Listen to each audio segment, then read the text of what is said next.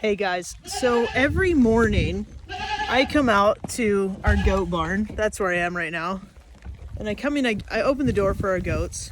Okay, it's raining this morning, so I mean, maybe the goats don't care about that, but it just got me thinking of how we just do what we're incentivized to do, right? Like, I've got this little compost bucket that we fill up all the time, and the goats love it. So that's how I lure them over to their other pen where they're gonna eat and like clean up our trees.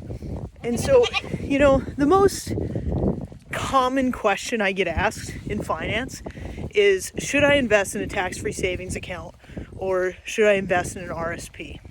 And it's no different than like asking these goats, like, should I eat grain or should I eat compost or should I stay in my pen over there or should I come to the new pen?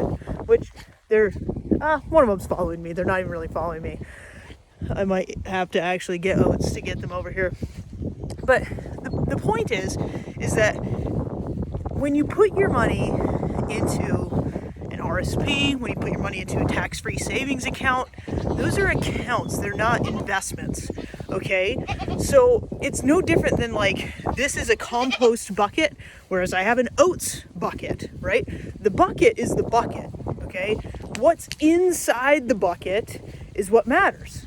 So a lot of times, okay, what we'll do is we'll use our RSPs for our investments, and we'll use our tax-free savings account for something like a vacation fund or an emergency fund, because there's no bad consequences to pulling money out of it, right? When you pull money out of your RSPs, you got to pay taxes. Some people call them penalties, but the reality is there could be penalties too, but the reality is they're just taxes that we have to pay.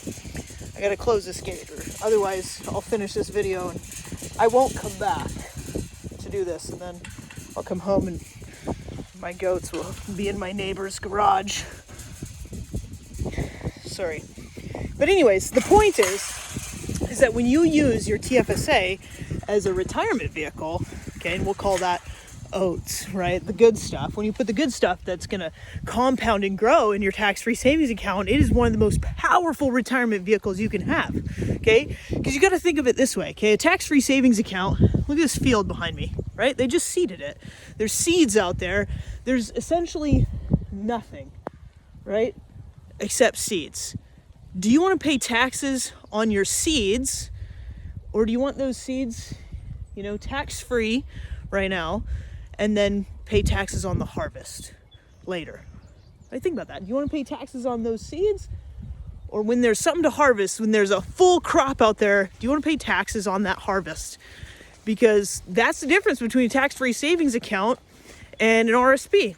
A tax-free savings account, you pay taxes on the seeds. When you don't have, it's just whatever's coming off your paycheck, $50, $100 a month, whatever it is, you've already paid taxes on that.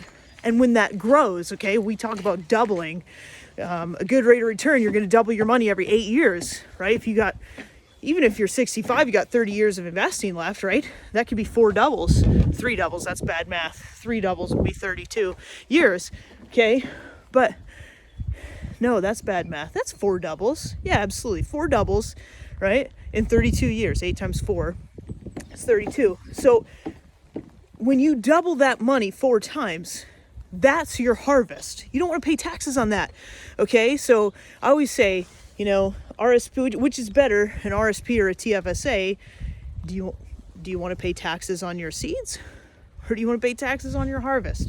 A lot of it has to do with your income and how much you're paying taxes on now, right? It's like just all of a sudden asking a doctor, hey, is it good for me to take insulin? And you're like, I don't know. Are you diabetic? I don't know. Like, what's your situation? Is it good for me to eat lots of red meat? And you're like, I don't know. Like, I don't know what's going on for you, right?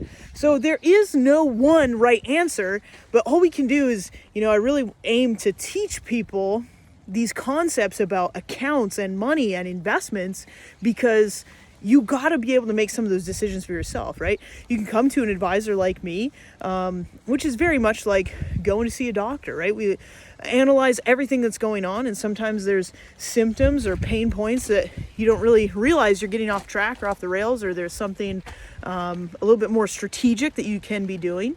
And I think a lot of people also say, you know what? Bonnie, like, I can't afford an advisor. And if that's the situation you're in, you can't afford to not get an advisor, okay? Because the sooner you get an advisor, the more it's going to pay off in the future.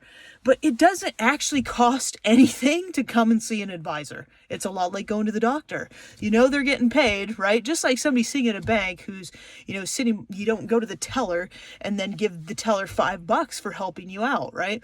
Financial companies, they get paid to handle your money. Money makes money. And so when you're working with someone, okay, they're getting paid.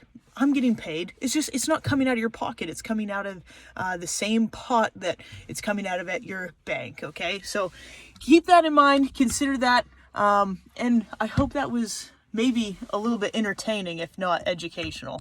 Bye for now.